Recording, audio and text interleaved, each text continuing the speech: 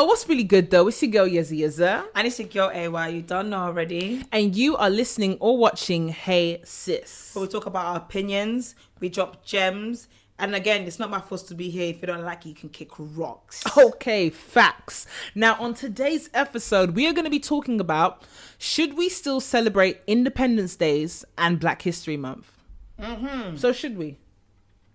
I'm not going to lie. I don't know. Like, Black History Month, I feel like, I don't know. A part of me feels like yes, because as much as we should celebrate it every month, but we still need to, because until they have fixed up, we will get a month that will throw it in your face. And each month, every year it comes, throw it 50,000 times more in their face. My only issue with Black History Month is that it's coming across as really performative. The month comes, we do all the hoopla for it, and then we go back to our normal lives. And I feel like Black History Month should be more or less a reminder as opposed to a period of celebration. We shouldn't just go, oh yeah, it was great that all these people invented this stuff and then move on. We need to say, okay, what is the state of our community today? What's the action plan that we've got moving forward to improve it? Because our plight is not over. Yeah. All our plight is just transcended into different things in different ways. Okay, we're not physically being whipped, but we are psychologically and economically being whipped into, and marginalized into places that we don't want to be in. We're being told if you do X, Y, Z, you'll achieve all these things and the world is your oyster. But then they don't tell us about the glass ceilings. So that's why I don't really agree with it. And that's why it segues into the whole... that. But I still like the fact that, what's it called, you should still celebrate. It's like to not celebrate, but like still, it's a day that, it's a month that I can be extra. And but what's extra? I can be extra, and I can be, for some people, or most of us to be honest, it's like I can be authentically me. And companies, even let's say for work-wise, companies will tiptoe around just because they're too shook. It's long. It's Black History Month. You don't want to try and even make things go even more left. So it's like, do you know what? Because you're on your toes, at least let me be my authentic self for them. And I'll show you in your face. Just because I'm like... disagree, man. Because I feel like we don't do that anyways on a day-to-day. Don't get me wrong. As I said, we should always celebrate ourselves every single day, every month. Yeah. Do you get what I mean? Yeah. But... personally, I like it for us, for like, especially the younger generation. I feel like, maybe we should do more like stuff when you said like within the community where it's educating more, especially the younger generation, about our people, as well as educating ourselves. But I feel like we should still use that as well to educate the younger lot, because I'm not gonna lie, I learn more and more new stuff about us as our people, and also our experience, and every single, especially Black History Month. Yeah. Because people try and push it more, even in more Black people try and push it more even in your face. But like, did you know, or have you seen this though? Have you learned this? Or here's some Black companies. I think some people are out here doing it. It's just that it's not necessarily maybe in your face, and maybe not in the platforms maybe you don't use or whatever, but you do see it though a lot more, like especially on I see a lot explained that now on TikTok. You can get to be meeting a lot of more Black people and with their companies and businesses and stuff like that on there. I feel like I don't really like Insta as much, but then it depends. Some people who on Insta do follow that and everything, but I feel like people are trying that way, even though, yes, we're doing small progress, but yeah, that's a whole different conversation. Do you think that, you've spoken about it in your perspective, but have you thought about it in schools' perspective? Because schools have their own curriculum, and 9 out of 10 times, most schools will only teach Black history during Black History Month. So as soon as we get rid of that, when will people learn about Black history? Because it's not going to change. Yeah. But that's what I'm saying. So my problem with Black history is that it's very blasé. And okay, I get it. If you're in England, okay, English history is going to be in the curriculum. You're going to learn about Henry VIII. You're going to learn about the Queen and stuff like that. But my thing is that Black history is very much a part of world history. Some of the inventions that we rave on about every time it's Black History Month are inventions that keep the world revolving as we speak today. So if we have such an impact on the world, why aren't we part of world history curriculum? I don't want to learn about Black History Month, watch Roots on DVD, talk about Martin Luther King and Rosa Parks, it's not good enough. Yeah, and my I get thing it. is that I hate depending on Western society to tell me about my history. And if I'm gonna give you that responsibility because you're educating our children, then I want you to go a bit further and talk about Massa Musa and Queen Amina and things like that, and let us decide what you're going to teach. I don't want slavery to be 80% of the curriculum of Black history. It's not good enough. It's 99%. But also, so what are you trying to say? You're trying to say that what our communities create, like after school clubs and stuff to educate? Yeah, Because the Muslim I feel community, the Islamic community does that. They have the schools. I drive past them all the time, where they might go to mainstream school, and then maybe on Sundays and Saturdays they'll go to their own schools that teach about their faith. But I feel like, but then faith and color is also two different topics. But then what about culture then? Because this is what I'm talking about, Independence Day. Okay, I'm celebrating the liberation of enslavement by my oppressors. Yeah. Why the hell will I celebrate that knowing that I'm still being oppressed to this day? Nigeria as a country got the independence in, I don't know, 1960s. But the state of Nigeria is a freaking mess. So do you think about when it comes to Independence Day? Yeah. It's more than just that. I mean, the fact that people can have a Nigerian passport shows independence in itself. It shows that they are a unique identity. They no longer belong, even if, you know, Africa be African, but they still have their independence. Like, they don't need to, but they do. Yeah. Like, it's more of a choice than a force. Yeah. I think that's what the independence for me stands for, is the fact that we have the choice to go away from them, but we choose not to. Yeah. There's that difference. But then that's the glass ceiling I'm talking about, because they'll tell us that we have independence, but there's a glass ceiling. There's still things that we can't do within our own countries without the permission of other countries. Yeah. So if, for example, if you're in 2022 and your country's still part of the Commonwealth, your queen is our queen. Yeah. Even though you live in a different country. Yeah. So how, because let's just say independence means freedom. If you've still not got an element of freedom where you have total sovereignty over your country. Life, though. Also, I should note that if you're in the Commonwealth, it doesn't actually necessarily mean the Queen has any power in that country. Yeah, it could be, symbolic on that aspect. It can be symbolic is in a sense of they're saying we used to own you so you can participate in our games, which is a whole other issue. But it doesn't actually mean that the Queen has any power. Yeah. She can't control anything that they do. And I think that's why for me I enjoy Independence Days because for me it's showing that although, like you said, we're still in that cycle of depending on them. But we don't. If we really wanted to just start from scratch, we could. So why don't we?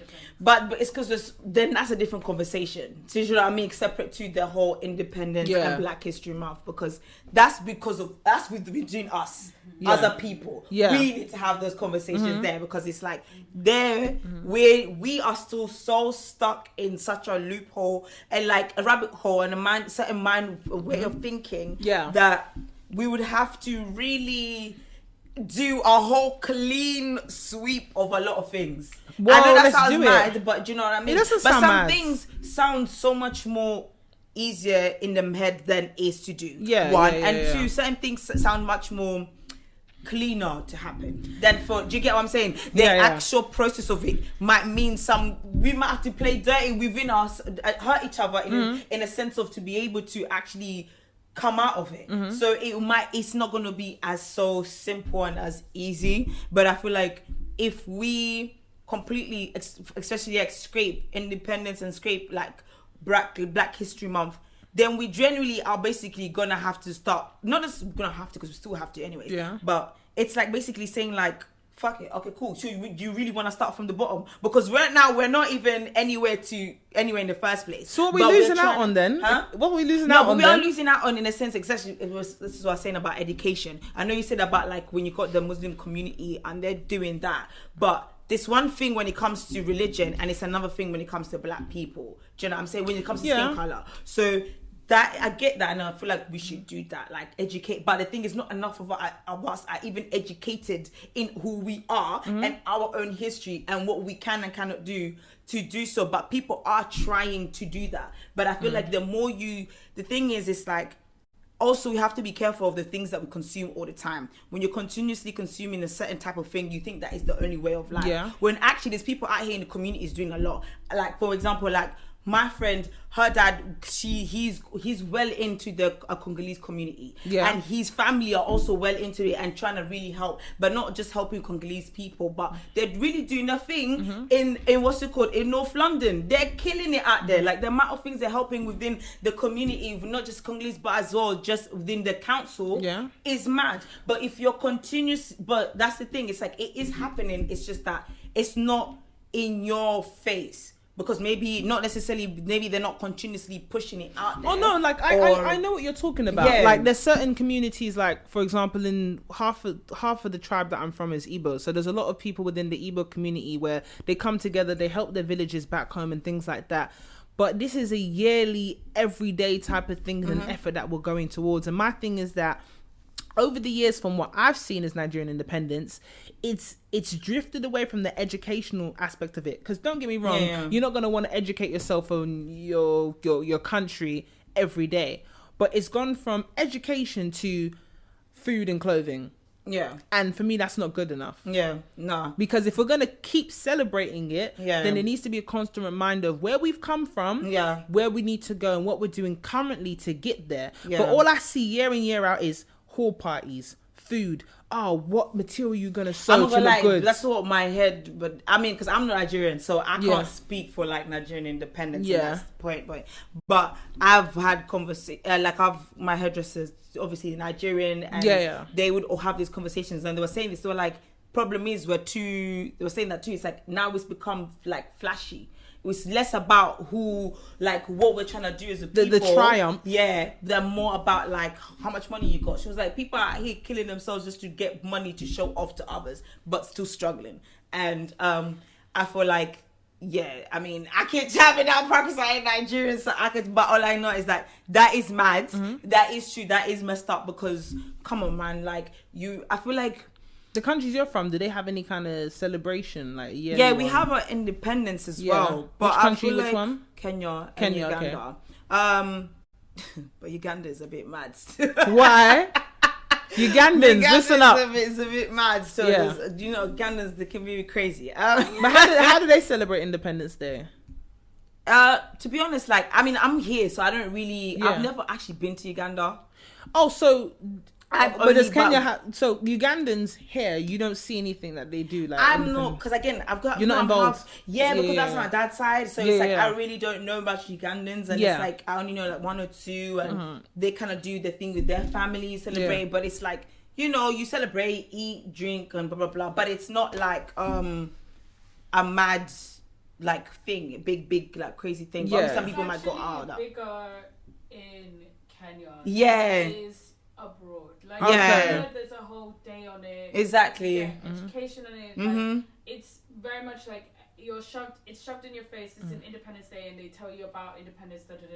Yeah. But, here it's a bit. It's not. The community is much smaller. I know. There's a lot less East Africans than there are West Africans. So, yeah. And then in East Africa, Kenyans, like, you have to go to a certain region to see it. To see it, Okay. So I can only talk from the standpoint of me not wanting to celebrate it only because the current condition of Nigeria, from just a normal functioning country and how it should be to where it was. So obviously I'm always speaking to the older generation in that. So prior to during 1960s and prior to that, there wasn't a complaint about basic amenities like surface leveled roads and having electricity all day long, and just clean drinking water and things like that.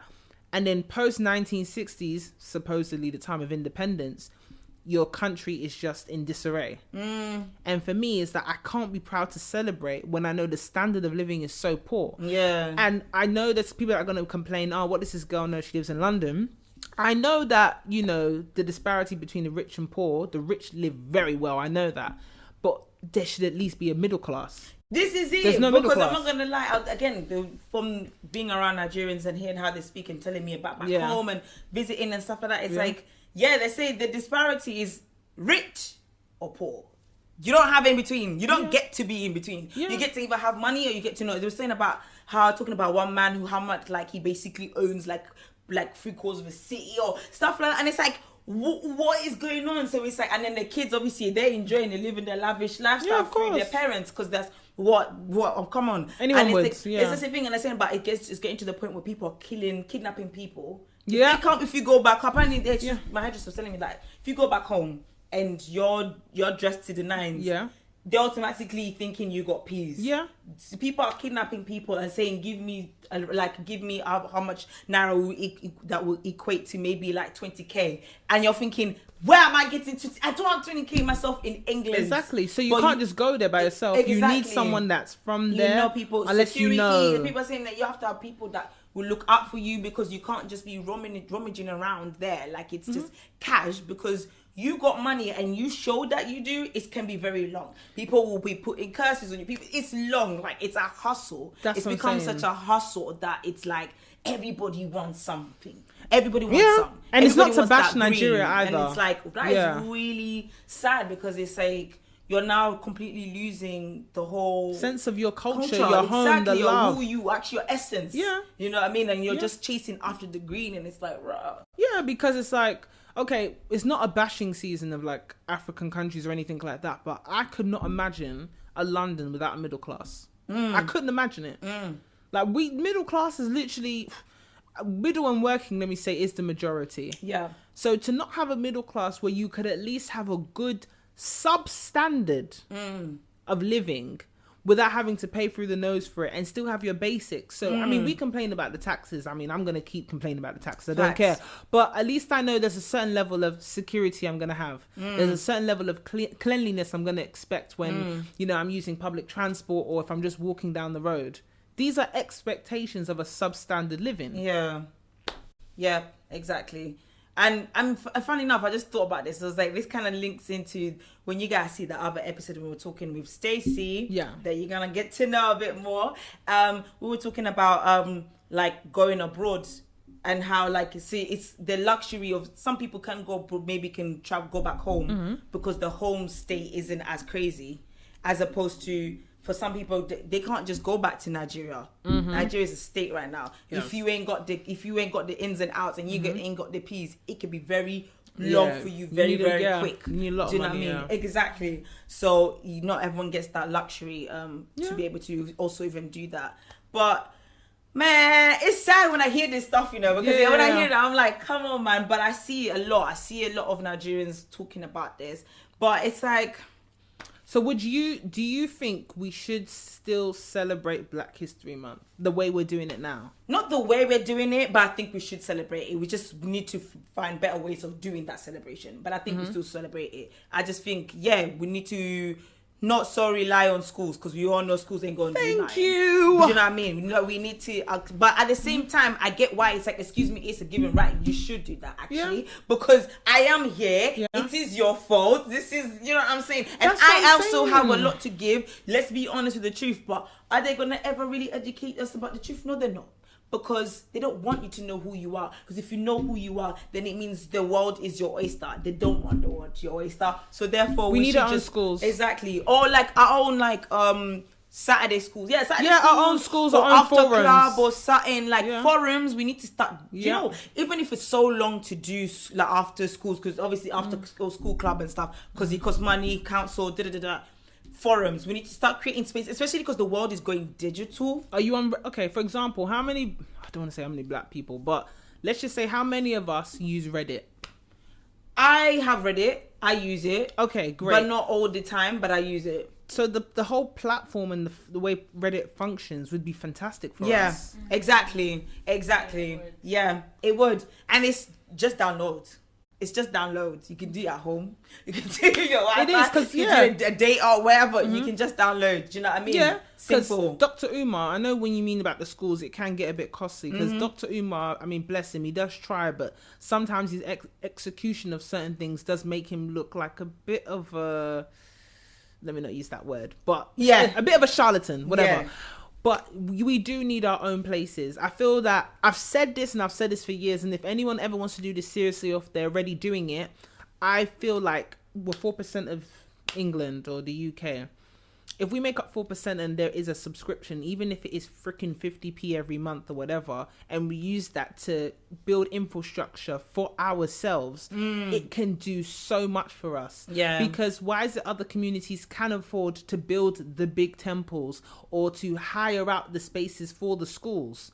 It's not like they're mad expensive or state of the art, but they do it. Yeah. So why do we give excuses when it's us? Because when it boils down to it, it's excuses. It is excuses, but I feel like also like a lot of us, because it's so long, people are just so in there like crabs in the barrel, man. I always go back to that because everyone's just thinking, but what about me? We don't have a sense of community. We don't, as black people. As much as we like to act like we do, we don't. It's actually a lie. We really, really don't. We do it when it's just, oh yeah, white people or like other people who try to come for us, we might act like it. But then when it comes to, okay, outside of that, okay, how do we actually help each other? It's like, oh, no. It was just because of them. And I needed numbers. So I got numbers. So and we were all like, okay. But outside of that, it's like, nah, actually... No, I'm not actually here for you. Yeah. No, I don't actually want you to win. I want to win. I want for myself. You can lose. And that's the problem. We're not actually genuinely unified. Like, we don't have a sense of community at all. We're all out here just hustling for ourselves, trying to eat for ourselves, doing everything for ourselves. No one's just thinking, let me help this brother out. The people are obviously people. There are some people out here doing it. And shout out to you people, because that is what we should be about. But reality is, we're not, man. We're really not. Like, it's all an image. Like, as a people, let's be honest, it is all just an image. It's only if, let's say, like, if we like the person, then somebody tries to attack that is not black, then we are like, hey, don't do that. Do you feel, though, that, like, history is a huge part to blame with that mentality that we as black people have, that, you know, we look after ourselves, because there's been points in history where you weren't guaranteed the next day. I mean, you never are, but it was like you had to put yourself first. So that kind of mentality carried over through from our ancestors all the way down to our generation. Definitely. Generation. I mean, but surely we know at this point that majority wins. Like, majority does help. Like, yeah, we can, you know, and I know exactly what you're talking about, where there have been times, even within actual countries, there have been civil wars. But we need to look at certain counterparts and be like, we really do need numbers to survive. Exactly. So if there are people that are like-minded in the forward movement of our people, and not just painting everything black, because sometimes I don't like to do that whole, it can get a bit cringy when you hear black business, support black this, black this. Let's just say that we do something and we do it very well, and just have that natural instinct of buying from each other, supporting one another. But I think it's like, it's because it's not an instinct, it's gonna be hard. It's more of like that's the thing. It's a wiring, and it's not just us. It's from decades and decades and decades. So it's generational. Same way as when they said that racism, generational.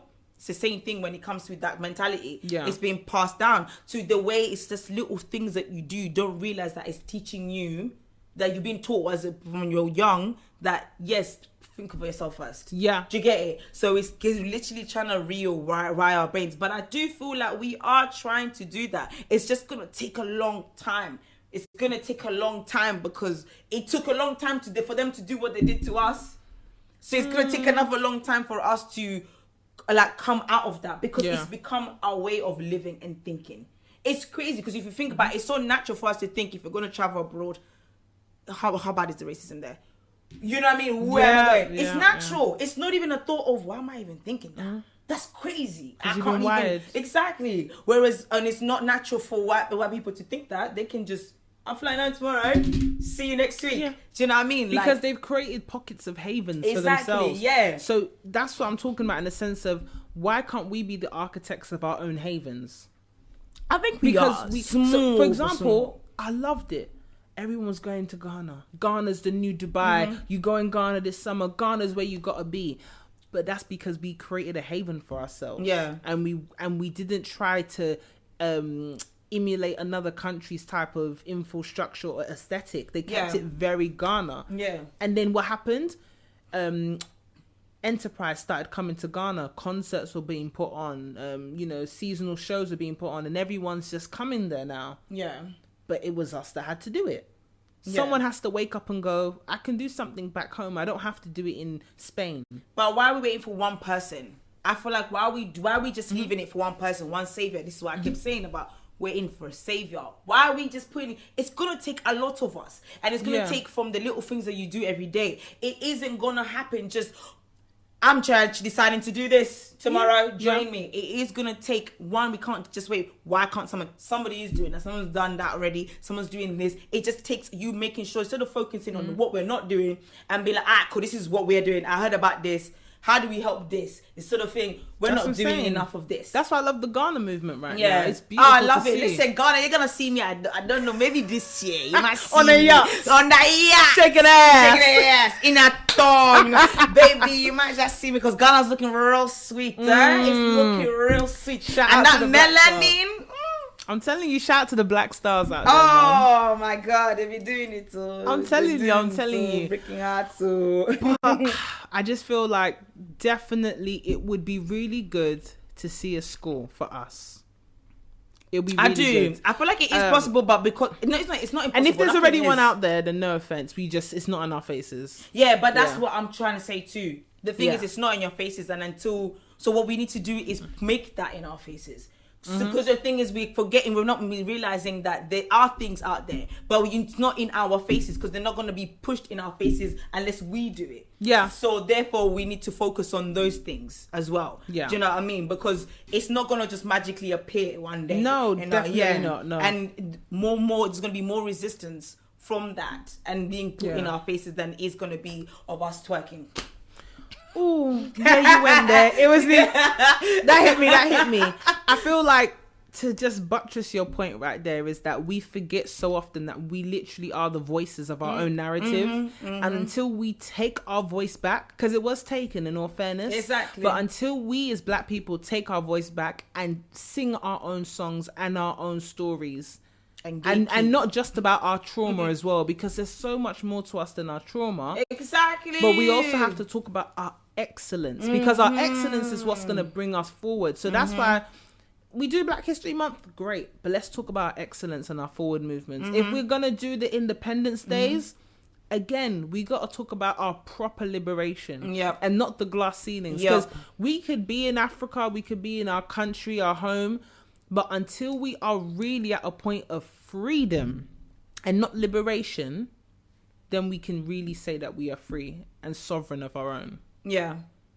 No, but that was she's giving Martin Luther King. And here I rise. That was Maya.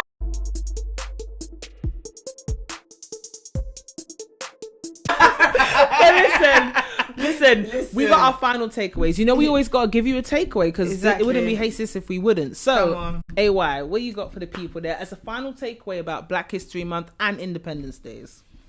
Black History Month, we need to change the way we celebrate it. Yeah, I know, I get it. Like, we're enjoyment, and all that stuff. But we need to change. We need to take it as our own, because it is for us. It is ours. We deserve it. We deserve a lot of things. So let's take it from them. Let's take it back and actually use it as a time to not just educate your, say, Martin Luther King. Everybody's tired. He's not the only man, okay? Please, you know what I mean? Facts. But educate ourselves and our younger generation as well about who we are as a people, not before slavery, bro.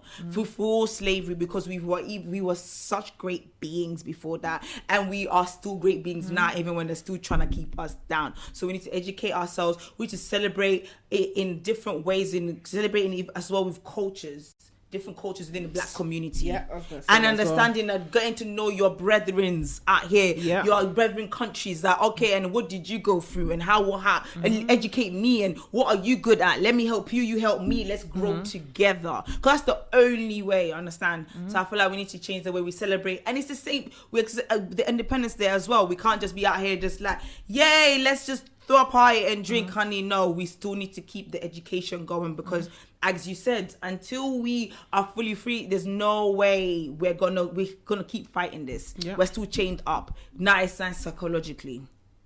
Exactly.